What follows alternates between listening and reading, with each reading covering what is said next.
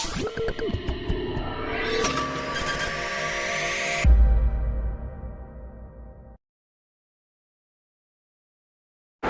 વિદ્યાર્થી મિત્રો, mechanical semester 6નો એક સબ્જેક્ટ છે, બરાબર છે, અને મજા આવે એવો સબ્જેક્ટ છે. તમે કદાચ ક્લાસમાં ભણ્યા હોય તો તમારે આઈએમપીની પણ જરૂર ન પડે. કદાચ મારા જે હોશિયાર હોય ને આઈએમપીની જરૂર પડતી હોય તો આ વિડીયો ખાસ એના માટે છે.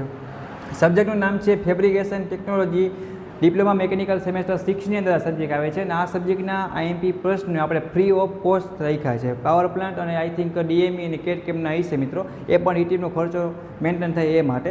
બાકીના આ સબ્જેક્ટના આઈએમપી છે એ ફ્રીમાં છે. તો આ સબ્જેક્ટમાં તમે તૈયારી કરશો, હું તમને આઈએમપી પણ આપી દઈશ, બરાબર, 30 એ પણ સ્ક્રીનમાં બતાવું છું.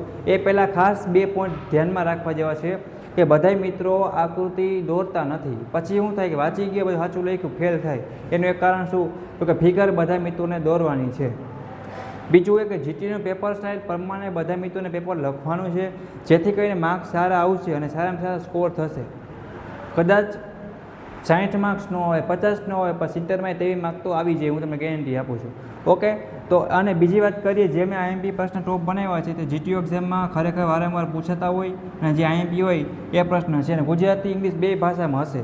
તો તમે જે અનુકૂળ આવે, જેમાં મજા આવે એમાં તમે તૈયારી કરી શકશો.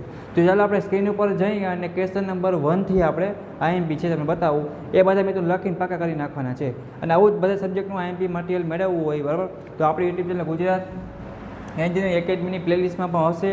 પ્લસ મેકેનિકલ સેમેસ્ટર 6નું વોટ્સએપ ગ્રુપ ચાલી રહ્યું છે, એમાં જો જોઈન્ટ થવાનું બાકી હોય તો તમારે જોઈન્ટ થઈ જવાનું રહેશે. ઓકે, તો વિડીયોને પૂરો કરવી છીએ. આપણે સ્ક્રીન ઉપર જઈ અને પ્રશ્ન નંબર 1થી શરૂઆત કરશે.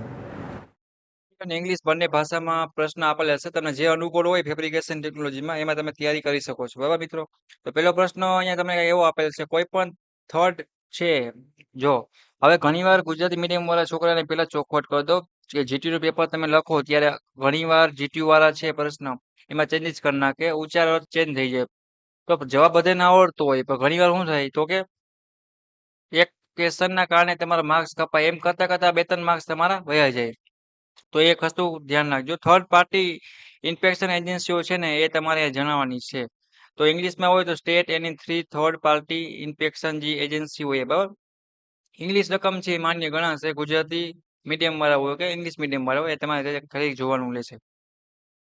પછી વાત કરીએ તો વ્યાખ્યા આપી છે, વેલેબિલિટી એન્ડ એક્સપ્લેન અને એ ફાયદા સાથે. અને જ્યારે પણ વ્યાખ્યા પૂછાય તો એ ખાલી કોન્સેપ્ટ તૈયાર કરેલો હોય ને તો કદાચ એકને ટોપિક ઉપરથી 2-3 પ્રશ્ન પૂછાય તો પણ તમે તમારી રીતે આરામથી લખી શકો. તો સેકન્ડ નંબરનો ક્વેશ્ચન એક આ તૈયાર કરી લેજો. પછી વાત કરીએ મિત્રો, પાઇપિંગ સોલ લખ્યું છે, ફેબ્રિકેશન કરવા માટેના સ્ટેપ છે, અને આઇસોમેટ્રિક ડાયાગ્રામ સાથે તમારે સમજાવવાનો છે, બરાબર. ઇન્સ્પેક્શન માટે વપરાતી ટેસ્ટિંગ પ્રક્રિયા નામ પણ લખવાના છે.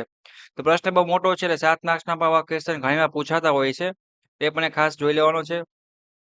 પછી વાત કરી વેલ્ડિંગ સિમ્બોલના જે પ્રમાણિત ઘટકો અને તેના લોકેશન સાથે તમે દર્શાવવાના છે. જો અમુક શબ્દ હોય ને પ્રમાણિતના ઘટકો તમને ન સમજાય, એટલા માટે જોઈ લેવાનું. જો ઇંગ્લિશમાં મસ્ત લખેલ છે કે તમારે દોરવાનું છે location of standard element of welding symbol with the help of sketch. એટલે આકૃતિ સાથે કામ કરજો, કે આકૃતિના ફૂલ માર્ક્સ હોય એ પાસ થવામાં પણ તમને સરળ રહે. ઓકે, તો બને ત્યાં સુધી ઇંગ્લિશમાં પ્રેક્ટિસ કરવાની રહેશે. શોપ વેલ પ્લાન તમારે સમજાવવાનું છે આખો મિત્રો. પછી વાત કરી વેલ્ડિંગ પ્રોસિજર છે એ સ્પેસિફિક ટ્રક મીન્સ કે શું કે WPS state the welding procedure specification સાથે. તો એ પણ ખાસ એક તમારે જોઈ લેવાની રહેશે. પછી વાત કે પ્રી હીટિંગ કરવાની રીતો લખો અને પોસ્ટ રીહીટિંગ એટલે હીટિંગ પ્રક્રિયા છે તમારે ખાસ જણાવવાની છે. પછી પ્લેટ રોલિંગ પ્રક્રિયા સ્વચ્છ આકૃતિ સાથે દોરવાની રહેશે મિત્રો. પછી વાત કરી વેલ્ડ ગુણવત્તા પર અસર કરતા પરિબળ. આવા પ્રશ્નો તો ખાસ તૈયાર કરી નાખવાના. વેલ્ડિંગ કાર્ય દરમિયાન ધ્યાનમાં રાખવાના જે ઇન્સ્પેક્શનના જે મુદ્દાઓ છે એ તમારે એ લખવાના રહેશે. પછી વાત કરીએ 11નો પ્રશ્ન છે, જુદી જુદી સરફેસ પ્રિપેરેશન અને ફિનિશિંગ રીતો છે એ તમારે જણાવવાની છે. List various surface preparation and finishing method, બરાબર છે. પછી વાત કરીએ પ્રશ્ન નંબર 12મો છે, પ્રોસેસ પ્લાન્ટના કમિશનિંગ છે એક પ્રકારનું શું કે તમારે વર્ણન કરવાનું છે આખો.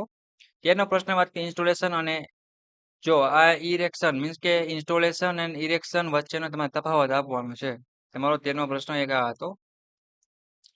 પછી કીધું એક્સપ્લેન સરફેસ મીન્સ કે surface colour coating by brush and roller, બરાબર છે, એક જોઈ લેજો ખાસ. પછી વાત કે તફાવત આપો મેન્યુફેક્ચરિંગ અને ફેબ્રિકેશન વચ્ચે. રેડી. પછી શું આપ્યું કે explain WTP with next case સાથે તમારે સમજાવવાનું છે. એ કોઈ પણ 4 વેલ જોઈન્ટ સ્વચ્છ આકૃતિ સાથે તમારે દર્શાવવાના રહેશે. 58મી પ્રશ્નની વાત કરીએ વેલ્ડિંગ દરમિયાન થર્મલ ડિસ્ટોલેશન કાબૂમાં રાખવાની મેથડો જે ઘણી બધી છે એ તમારે દર્શાવવાની છે.